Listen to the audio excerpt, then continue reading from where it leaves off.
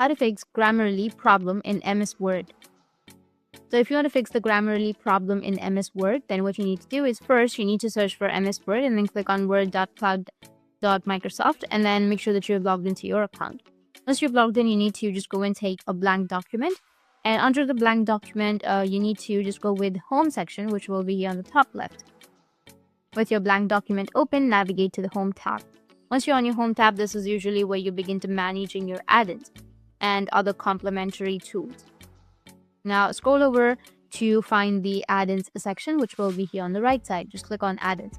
Once you click on add-ins, you should see all the add-ins currently integrated with your Microsoft Word, including your Grammarly. In my case, I have Grammarly right here.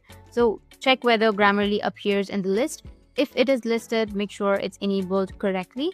Now, if you find that Grammarly isn't added or isn't working as expected, one quick solution could be to log out of your account and then log back in. Sometimes this action refreshes the connection between Word and Grammarly, fixing the visibility issue. If even after logging back, the icon is still missing, then try opening the Grammarly program itself via your desktop or start the menu.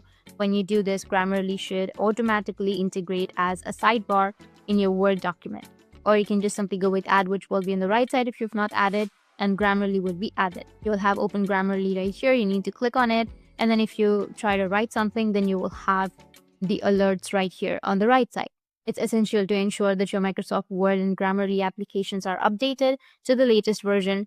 Outdated software can sometimes lead to compatibility issues that prevent add-ins from appearing or functioning correctly. By following these steps, you should now have the Grammarly icon readily available in your Microsoft Word interface. That's it, and if you have any questions, feel free to comment below. Thanks for watching.